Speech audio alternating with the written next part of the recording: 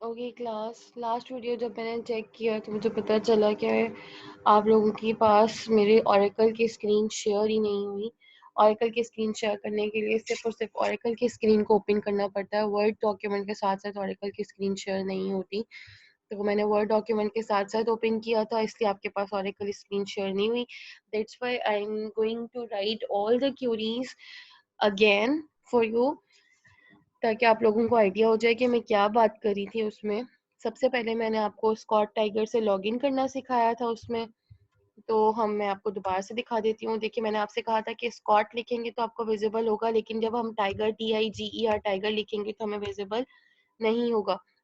लेकिन जब हमारे पास इस तरह से SQL का एक वो आ गया, टैग आ गया और हमारे पास ये ब्लिंकिंग बार आ गई, तो इट मीन्स हमारा जो SQL का डेटाबेस है वो हमारे पास लॉगिन हो चुका है। ठीक है क्लास। उस उसके बाद जो है हमारे पास क्या होगा, सिलेक्ट की स्टेटमेंट के अंदर हमारे पास सिलेक्ट ऑल करके हमने लिखा था select static from EMP then terminator. तो टर्मिनेटर के बाद हमारे पास ये डेटा आ गया था। ठीक है क्लास। तो उसके बाद हमने देखा था कि हमारे पास employee name, employee number, employee name, job, MGR, hire date, salary, commission and department number, ये हमारे पास कॉलम थे और ये हमारे पास उन कॉलम्स का डेटा था।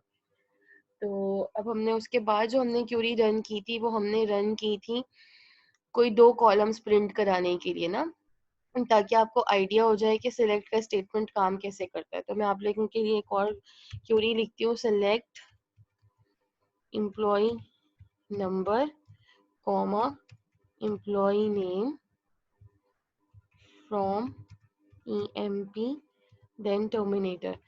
ठीक है। अब आप लोग क्या करेंगे, उस वाले लेक्चर को सुनने के बाद ये लेक्चर देखेंगे ताकि आप लोगों को आइडिया हो जाए कि सिलेक्ट की कि SQL पे क्यूरीज कैसे रन हो रही हैं। ठीक है। ये हमारे पास आ गया select employee number, employee name from EMP। तो ये हमारे पास जो हमने जब सिलेक्शन के अंदर 2 कॉलम सिलेक्ट करवाए तो 2 कॉलम ही प्रिंट होकर हमारे पास आए। ठीक है। सिलेक्ट के बाद हमने वो सब लिखना होता है जो हमने प्रिंट कराना होता है।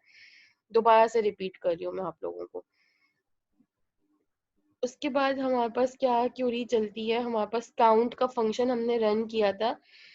तो मैं आप लोगों को करके दिखाती हूँ, सिलेक्ट काउंट। और मैंने आपको बताया था कि मैंने काउंट के अंदर ऑल लिखा है। उस वक्त भी मैंने लिखा था पर मुझे आइडिया नहीं था कि आप लोगों को SQL की स्क्रीन मेरी शो नहीं हो रही, तो इसलिए मैं आप लोगों के लिए क्यूरीज दोबारा लिख के आपको रन करके दिखा रही हूँ ताकि आपको आइडिया हो जाए कि कौन सी क्यूरी पे क्या आंसर आया था। और आई होप ये अब आपको विजिबल हो। Select count all from employ किया था तो काउंट ऑल के अंदर हमारे पास आ गया था टोटल रोज 14। तो काउंट ऑल ने क्या किया था, हमारी रोज को काउंट कर दिया था। ठीक है। जितनी भी रोज थी उनको काउंट कर दिया था फंक्शन ने। इसी तरह हमने एक और फंक्शन यूज किया था और वो हमारा क्या था, डिस्टिंक्ट का फंक्शन था। तो हमने बिल्कुल सेम वही क्यूरी लिखी थी, बस हमारे पास सिलेक्ट काउंट के अंदर हमने लिखा था डिस्टिंक्ट को। सही है। सिलेक्ट काउंट, फिर हमारे पास आ गया डिस्टिंक्ट, और डिस्टिंक्ट हमने लगाया था सैलरी के ऊपर। और मैं दोबारा से बताती हूँ कि क्या रिजल्ट आया था, फ्रॉम EMP। उस लेक्चर में भी आप सुन सकते हैं। ओह एरर, अच्छा ये एरर भी आ गया भाई। अब इस दफा तो हमने जब क्यूरी लिखी, अच्छा डिस्टिंक्ट की स्पेलिंग हमने सही नहीं लिखी भाई। तो एरर इस वजह से आया कि हमारी डिस्टिंक्ट की स्पेलिंग गलत है। DSITINCT होता है और हमने T लिख दिया डायरेक्ट। ठीक है। ये हो गया हमारे पास डिस्टिंक्ट का फंक्शन। डिस्टिंक्ट सैलरी में क्या हुआ है क्लास में आपको दोबारा दिखाती हूँ। देखिए सैलरी का सबसे पहले कॉलम चेक करें जाके। सैलरी के कॉलम के अंदर हमारे पास different types of salaries visible and different employees की। ठीक है। डिस्टिंक्ट ने क्या किया है, सिर्फ और सिर्फ डिफरेंट सैलरीज का काउंट बता दिया। हमने इससे यही पूछा कि डिफरेंट सैलरीज का काउंट बताइए, count distinct salary from employ. तो हमने डिस्टिंक्ट में जाके जब डिस्टिंक्ट से हमने डिफरेंट सैलरीज का काउंट पूछा तो उसने क्या कहा, 12 काउंट है। यानी कि 12 डिस्टिंक्ट सैलरीज है, मतलब कि 2 या 3 एम्प्लॉइज की सेम 14 टोटल रोज है ना हमारे पास।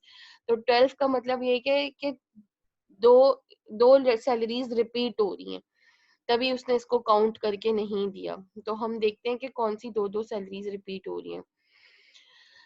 हमारे पास 1250 रिपीट हो रही है क्लास। ये देखिए 1250 किसकी है? वॉर्ड की 1250 है जो कि सेल्समैन है। फिर यहाँ पे 1250 मार्टिन की है जो कि एक और सेल्समैन है। फिर हमारे पास 3000 सैलरी रिपीट हो रही है। 3000 एनालिस्ट की है। ये मैंने इसलिए मुझे इसलिए याद है क्योंकि मैं जब आपके लिए लास्ट वीडियो बनाई थी तो मैंने देखा था, तो ये रिपीट हो रही थी। उस वीडियो में भी मैंने आपसे डिस्कस किया है, लेकिन क्योंकि वो लोग आप लोग वो वीडियो नहीं देख सकते, इस वजह से मेरा एसक्यूएल की स्क्रीन आपको विजिबल नहीं थी, इस वजह से मुझे ये याद रह गया। 3000 फिर फोर्ड की है, वो भी एनालिस्ट है। तो एनालिस्ट की सैलरी यहाँ पर 3000 है और सेल्समैन की सैलरी 1250 है जो कि रिपीट हो रही हो, और वही जॉब्स भी यहाँ पर वापस रिपीट हो रही हैं, इसीलिए हमारे पास ये 12 काउंट आया है। ठीक है, हम लोग फर्दर फंक्शंस को जो है ना नेक्स्ट क्लास में यूज करेंगे, तो हमें फर्दर आइडिया हो जाएगा फंक्शंस के बारे में। जब हम डिटेल्ड फंक्शंस पढ़ेंगे तो आप लोगों को डिटेल्ड फंक्शंस का आइडिया हो जाएगा। ठीक है। अच्छा, हमारे पास उसके बाद हम क्या हमने देखा था? वेयर का क्लॉज। तो वेयर के क्लॉज के अंदर जो हमने क्यूरी लिखी थी वो कुछ यूं लिखी थी, सिलेक्ट एम्प्लॉई नेम, यानी कि एम्प्लॉई नेम सेलेक्ट करके लेकर आएगा, डीईपीटी नंबर लेकर आएगा, मींस डिपार्टमेंट नंबर लेकर आएगा। फिर गलती कर रहे हैं हम, डीईपीटी नंबर लेकर आएगा और सैलरी लेकर आएगा फ्रॉम एम्प्लॉय से। वेयर वेयर क्या हो? एम्प्लॉय नंबर इक्वल्स टू 7369, ये हमारा एम्प्लॉय नंबर होना चाहिए। तो अच्छा जी, अब 7369 एम्प्लॉय नंबर इस क्यूरी के अकॉर्डिंगली किसका है? स्मिथ का, जिसका डिपार्टमेंट नंबर है 20, सैलरी है 800। तो हम चेक करते हैं, हमारे पास सुपर एम्प्लॉय का टेबल पूरा प्रिंट हुआ है। अच्छा जी, हम चेक करते हैं। लो, पहला नंबर ये 7369 एम्प्लॉय नंबर है, डिपार्टमेंट नंबर उसके नीचे लिखा हुआ है, एम्प्लॉय नंबर ऊपर है, डिपार्टमेंट नंबर नीचे है। ठीक है। और उसका एम्प्लॉय नेम क्या है? स्मिथ है।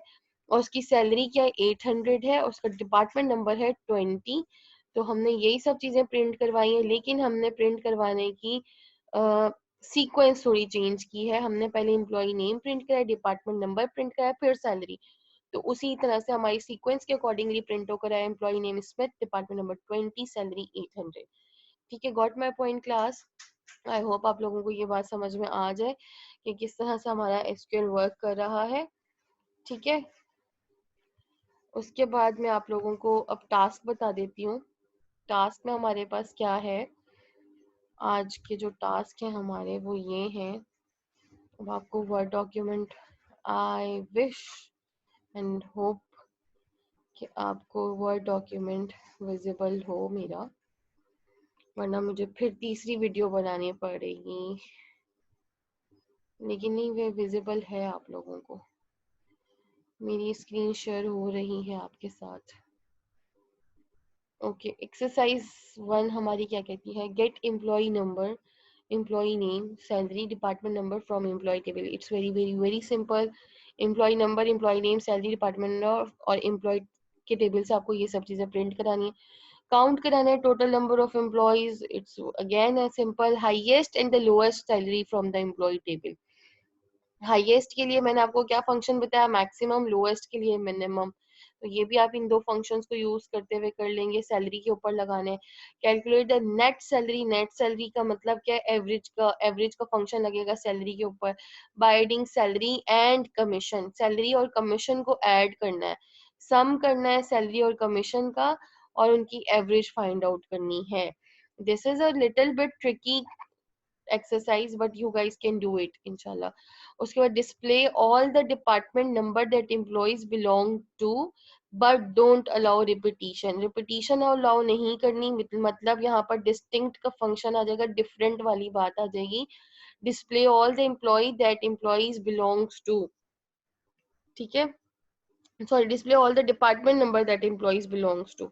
सारे डिपार्टमेंट नंबर के ऊपर आपने क्या करना है? रिपीटिशन नहीं करनी है, तो इट मींस डिपार्टमेंट नंबर पर डिस्टिंक्ट का फंक्शन लगेगा। Display data of all employees who work as salesman.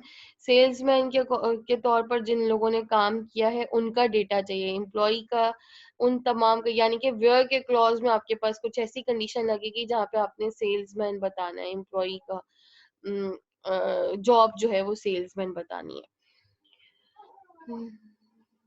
Display name of employees who work in department number 20. It's again a very simple clause where के clause में बताना है condition. Calculate calculate 1 year salary. Calculate 1 year salary of every employee from employee table. 1 year salary बतानी है आपने employee की, हर employee के table में से 1 year salary बतानी है. Display the total count of, calculate 1 year salary, इसके इस ये it's again a little bit tricky. Display the total count of departments from department table. Total count of departments बताना है department के table से, ये भी सही है, ये आसान है. Display the employee name whose salary is more than 2000 but less than 3500. Yes, more than 2000 but less than 3500. Display all employees names and their manager number from employee table. It's again a simple exercise. Show the average salary of all employees, again simple. Show the total salary of all employees, again simple. There are some very little bit tricky exercises in your task, so let's do it and tell me आपको किस exercise में problem आ रही है, तो हम उसको वापस check करेंगे और देखेंगे. लेकिन first of all you have to write the queries and then discuss your errors with me, not your logics with me. ठीक है, आपको अपनी लॉजिक्स पहले खुद बनानी है, उसके बाद आपको जो एरर्स आ रहे हैं उन लॉजिक्स में, और जो आपकी लॉजिक में थोड़ा प्रॉब्लम आ रही है, जो ट्रिक्स आप समझ नहीं पा रहे हैं, वो आपको मुझसे दोबारा समझनी पड़ेंगी. मतलब वो आप मुझसे दोबारा क्वेश्चन कर सकते हैं, मगर मैं आपको लॉजिक्स या आपको पूरी पूरी क्यूरी सॉल्व करके नहीं बताऊंगी. इन सब की एक एक एग्जांपल्स और इन सबको यूज करने का तरीका मैं आपको बता चुकी हूँ. लॉजिक सब आपको खुद लगानी है. ठीक है, okay class, start your task. Good luck.